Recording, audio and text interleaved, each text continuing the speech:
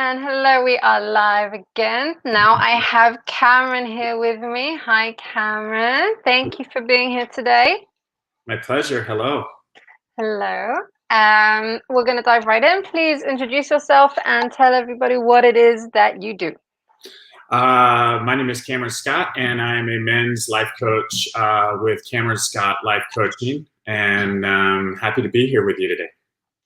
Thank you. Very happy to have you. Please share with us how it is that you got to do what you do. Oh, thank you. Well, in meeting you, have a very, very kind of similar story. I grew up with a PTSD Vietnam alcoholic father, very absentee, and was a very kind of a chaotic childhood.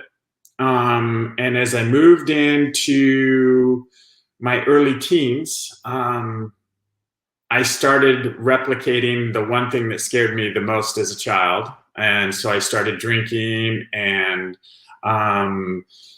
trying to hide some of those fears and some of those inner childhood traumas, and really found that personification that I was looking for under the influence of alcohol. So most of my high school was spent, weekends were parties. I was always looking for the next easy high. And that worked for a while. I had a lot of fun. And as I moved towards the end of high school, I started getting in trouble. And then I went to college. And same thing. My college career was all about partying and drugs and the next best weekend, collective gathering that was not about consuming anything with any form of responsibility. And by my senior year in college, I was 24 years old. I kind of took a longer route to get my 4-year degree. And I had been arrested 17 times for different alcohol-related citations. And to this day, I've never once been arrested sober. So I got a nudge from the judge at 25 to start looking at sobriety. And so I did. I stepped into the rooms of Alcoholics Anonymous and moved down to San Diego. I was fresh out of college, moved down to San Diego. And I lasted about a year down there. And then I reverted back to some of my old ways of drinking and using, while at the same time stepping into a very high earning project management position with a real estate development company. And that was a 10-year run. And so all along, what I was doing was I was collecting these material things and buying a new vehicle and buying the house, and I was acquiring all of these material things, and I was feeling relatively good, quote unquote, about life and where everything was headed. And yet I was really drinking and using really heavily. And the 2008 recession hit. And so I lost everything: the house, the investments, vehicles, bankruptcy, marriage, the whole deal. Just my whole house of cards crumbled.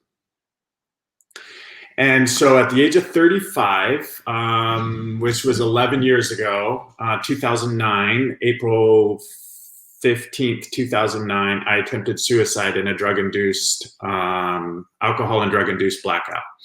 And when I woke up, when I came to that morning, I was laying on the floor and obviously didn't know what was going on. And, I'm laying on the floor in my garage, and I start to shuffle around and realize I've got something tied around my neck. And as I sat up and kind of all of a sudden looked up and realized that, what I had done, right? And I just rolled up into this fetal ball and just started crying. And I laid there for probably 3 hours. It was one of those moments in my life where time stopped. And I just cried and cried and cried and cried. And I knew right then and there, like I had to make a decision to live or die.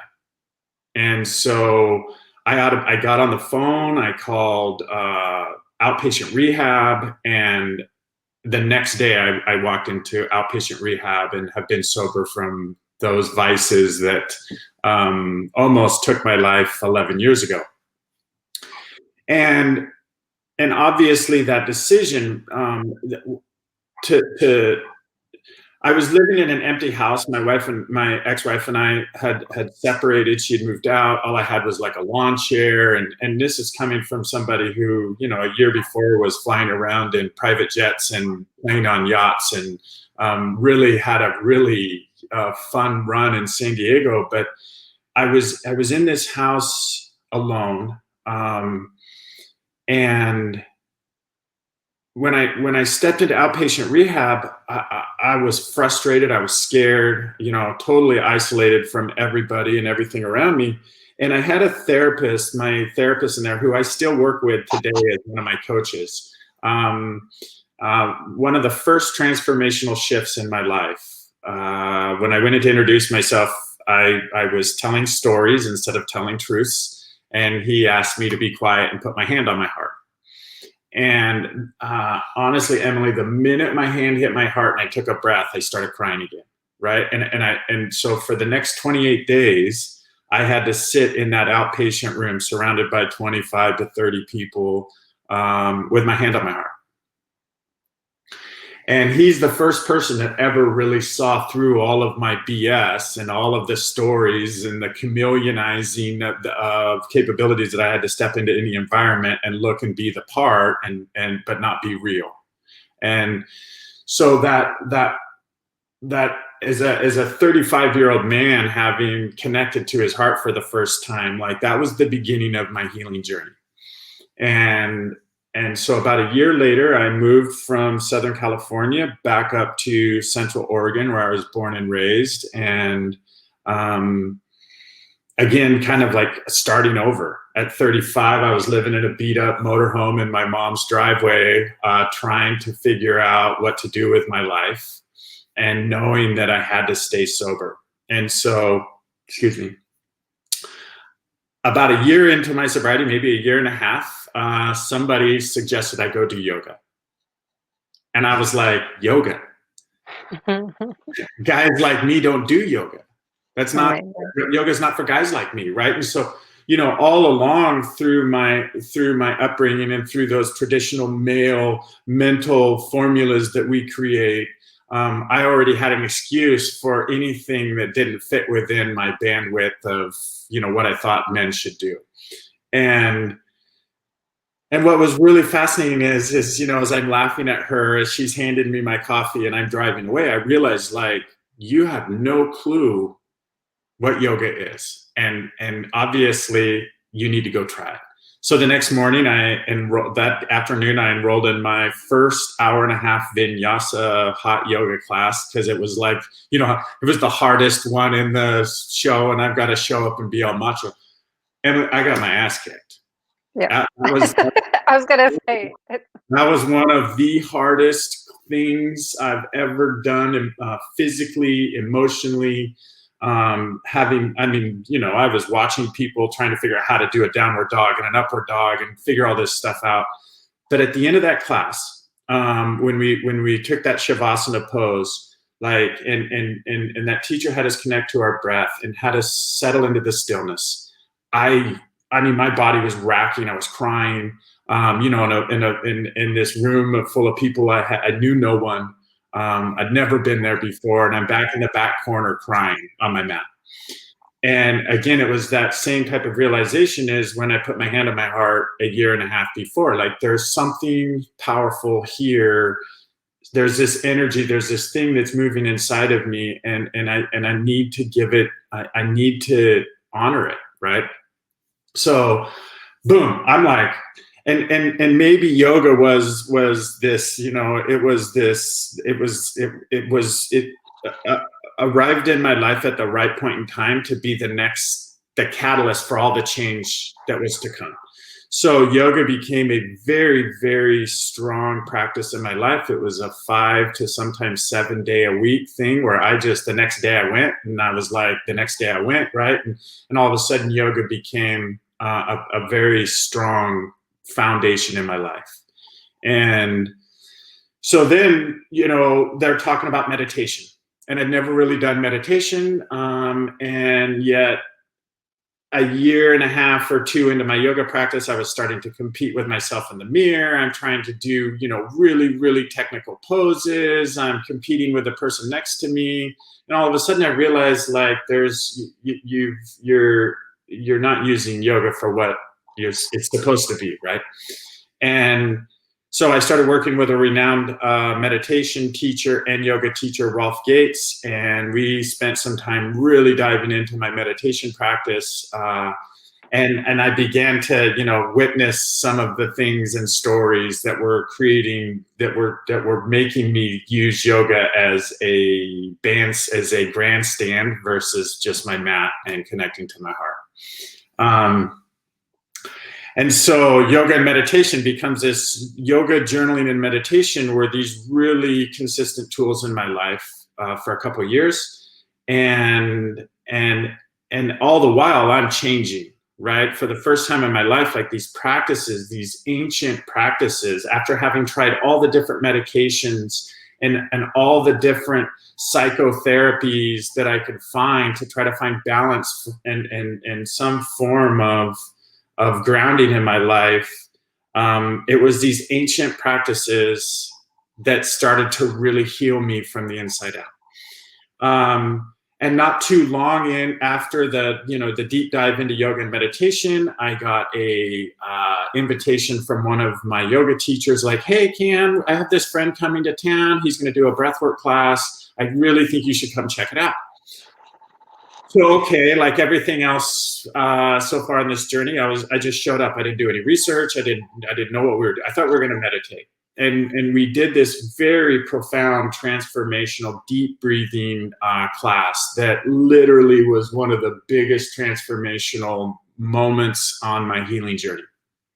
And it just rocked my world. And so I was single at that time, and I was living in this 3-bedroom, 2-bath house, and I came home and I had a bedroom that I never even opened the door. I had no use for it. So I turned that into my breathwork room and did this breathing practice, this transformational breathing for 90 straight mornings. I got up at 3:30 a.m., did the breathwork from 4:30 to 5:30. I did my meditation and my journaling, and then I raced across town to my yoga studio and did, so I had this for 90 days, this very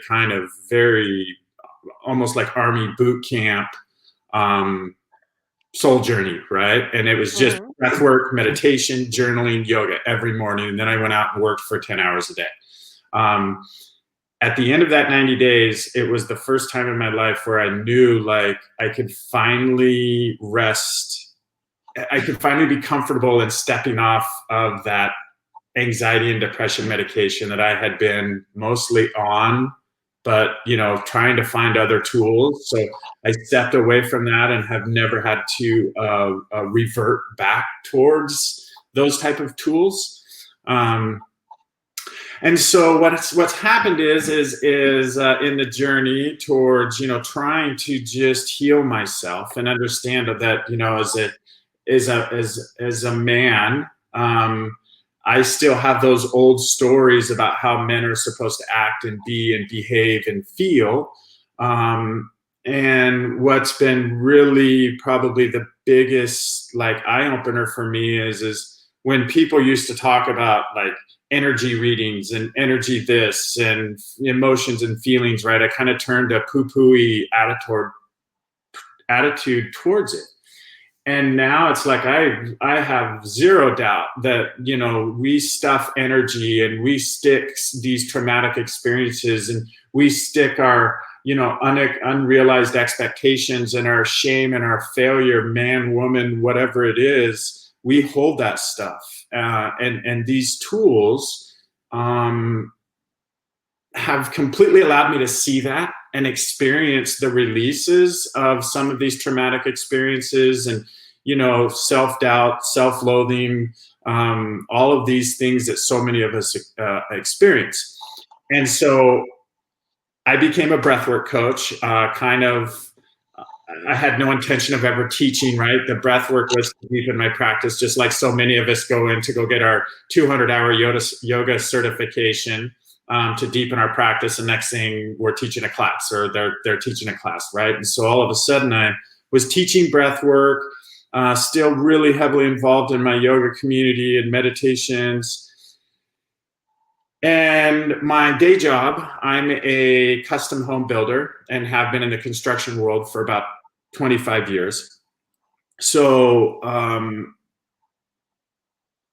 this weird thing happened where one night, like about 4 years ago, I'd never thought of life coaching. I'd never thought of helping other men, other than, the sobriety part of being an AA sponsor or some form fashion therein, but never making life coaching. It was never in my life plan. I woke up at like 2 a.m. I walked downstairs. I sit at my computer, and I've kind of got this groggy brain, and yet I knew there was some spark of inspiration there.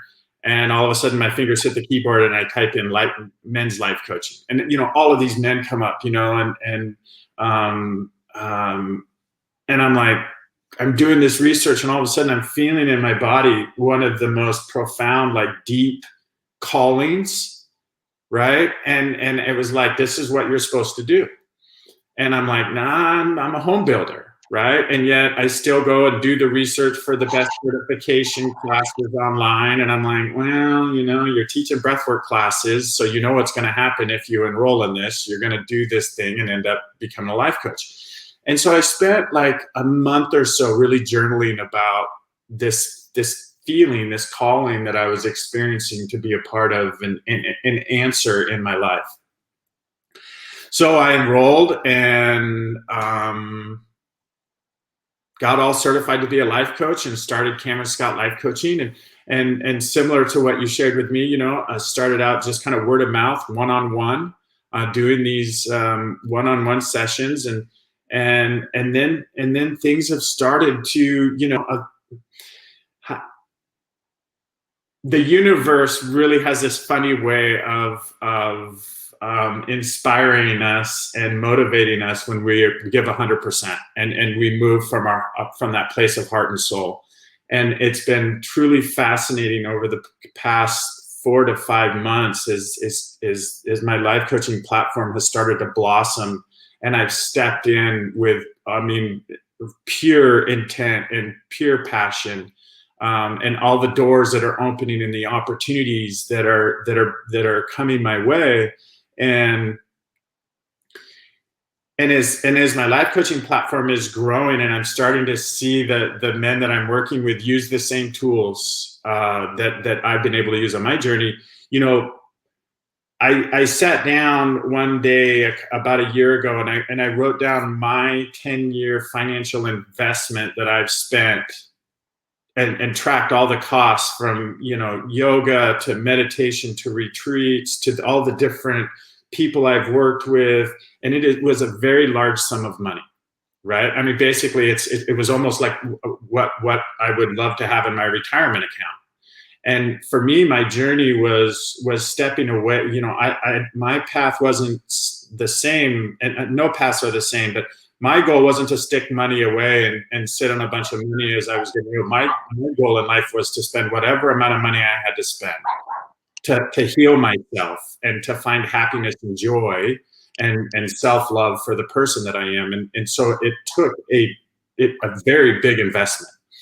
And so my goal in Cameron Scott Life Coaching has been, and what I'm seeing in the results is to help men that obviously, as I understand their stories, like to help craft the right type of tools to help them on their journey so they don't have to do, and it's not to say their journey is still not going to be that non-linear path to healing, but their journey may not be filled with quite as many of those question mark things that I did, and the time spent doing them that maybe I didn't need to spend as much time in, um, to help them, to help better a smoother path towards healing. And what it's been really a really fun experience to watch what's going on in some of these guys' lives as we step past these old stories of, well, this happened, when I was 12, and this happened when I was 15, and this is the guy I am today because of that. And if you don't like it, kiss my butt, right? And having the opportunity to watch them start to transform their thought processes about those old stories and identifying those old behavior patterns that we continually go back to in states of stress or fear or anger, and watching them incorporate new behavior patterns and new action patterns through understanding themselves through a foundation of action. Because what I believe for most guys, and definitely not all of them, but most men are pretty stubborn. And what they're looking for, right, is excuses, to use old behaviors to use as an excuse today. And so I guess I kind of lost my train of thought, but men, like, we can't, so we have to take action first. And so that's why I think it's so important that, as the guys I'm working with, I have a 4-week online course called the Dawn Patrol. And the Dawn Patrol incorporates 10 minutes of meditation, a 10-minute guided meditation, a 20-minute sun salutation yoga sequence, a 10-minute breath work session, and then an ice bath followed up with all of that with a cup of coffee and some journaling. And so this 4-week course is the opportunity to create the foundation for transformation in the lives of men, because we're finally taking action and taking care of ourselves and creating that time slot, that 1/24th of our day, to take care of ourselves. And then we're following that up and launching an 8-week course here that begins to stand on top of that foundation of action with identifying those old behavior patterns and beginning to move into how we can begin to change one behavior pattern at a time. And so, yes, so it's been a really exciting couple years, and especially a couple months right now as the brand is growing. And the biggest thing is just that that heart happiness when we're seen as we're on this endeavor to help other people overcome the things that we've been able to, and I'm not going to say overcome all of it, but that we've been able to accept and love ourselves and be unconditionally forgiving to ourselves, to watch this start to take shape in the lives of other people as those of us like you and I who are on this journey have the opportunity to do. It is a very heart expanding experience, and definitely something that I hope to do for a long time, because I haven't felt this much sense of gratitude and purpose on any of the hundreds of homes I've built, and being in this place today is probably the biggest gift that I've experienced from the universe in my 46 years here. And so, yeah, that's kind of it. That's kind of the story. Amazing. Cameron, amazing, amazing, amazing. I love your story. I love what you do. I love what you about. I love how genuine you are, because you can really feel that you're genuine. Like, one thing that I did want to say, I wanted to say, like, there's a lot that I'd like to talk about, but we don't have much time. There is one thing that I'd like to say, and you said with the life coach, when that moment hit you, when you were, when you had that calling moment, when you were researching, men's life coaching, and you said, I'm not a life coach, I'm a home builder. And I was like, you're helping people build homes within themselves, like, come back home, reconnect. It's Yeah. a different kind of home, but you're still a home builder. Oh yeah. No, and that's something else too. That in our journey, we have this propensity to say, "I'm a life coach. I'm a home builder. I'm a this. I'm a that." Right. And what I've learned is those are things we do, but those are not things that we are. Right. And that's not what we are. And so I've been able to, I'm getting ready to run out the door here in 5 minutes because we're finishing a very large custom home in the next couple of weeks that we've been working on for a year and a half now. And I meet my clients there. I know what their faces are going to look like now that they see their brand new appliances installed and light fixtures are hanging. And it's watching people's dreams come true, whether it's in a traditional house or whether it's in the house of the heart, and to come home and to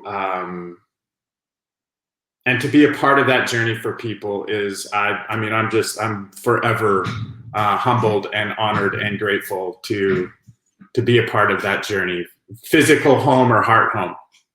I mean, that for me was what yoga did. Like a lot of the yoga that I did is yoga with Adrienne, like home practice, and she did. I think it was this year. Her 30-day challenge was called Home, and it was every day. We do a yoga practice, and it's all about returning home to you, to Yeah, yourself, and it's yeah. It was just the first thing that came to my mind. I was like, "You're still a home builder, just it's a different yeah, home." yeah. But I love your story. I love that. Yes, we actually use very similar tools. I do yoga, journaling, meditation. Um, it's pretty awesome to hear as well. That how these tools help other people. I love hearing these stories. Um, I definitely want you to send me over all of your links. Oh, And I will put them in the description and I'll put everything in. Um, I mean, is there any tip, any tool, anything that you'd like to share in the last couple of minutes? it's pretty much it would have to be like whenever we're frustrated. If you're ever, for anybody who's listening to this, if you're ever frustrated and you feel like your back's against the wall and you're in this state of hopelessness and despair and just so much self-doubt, like the power of just stopping and sitting down and taking a couple deep breaths and putting your hand on your heart and connecting to your truths, however counter they may be to your thoughts, is probably one of the easiest ways to reground, recenter, reconnect, and have the opportunity to start over. Start from that moment. Just start over, hand on the heart, and find that little bit of purpose, that little bit of passion to go do the next best thing. And for so many of us, especially with the pandemics and the COVIDs and the riots and the protests and all of the crisis that's going on right now, there's so much fear and uncertainty. And if we could all start our day with our hands on our hearts, and just take a moment to love ourselves and love our neighbors, what a different place we would have, and what a different way that we could feel as a whole. And I think there's a conscious awakening, and I think it's happening. Me too. For guys like me to be sitting here sharing this stuff is definitely proof that it's expanding, and that's people like you and me. We just have to keep pushing it out there and getting the next person to grab a hold of it, so that we turn this ripple into a wave. 100%. And by the way, I've also been feeling the universe nudging me forward. I see recurring numbers every day. Oh, And had you told me about that in the past, I would have been like, come on, that's like, that's way too woo-woo spiritual, whatever. I was freaking out when I started seeing these, and I was like, this is more than coincidence. Like, what is happening? I feel like I'm in a movie. And then now I'm used to it. But yeah, seriously, since March, I've yeah, been it can be a seeing little crazy. recurring numbers. Yeah, So freaky, but I agree. I just see it as keep going. Keep It's, going. That's the you deal. know, Like until I'm told to stop, I'm going to keep going. yeah, Full all exactly. forward. Good. Well, it's been a pleasure. Thank you. Thank you for sharing your incredible story. You are awesome. I'm a fan. Please send me all your links so that I can share it and keep doing what you're doing. I will. I'll send those to you later this morning when I get back.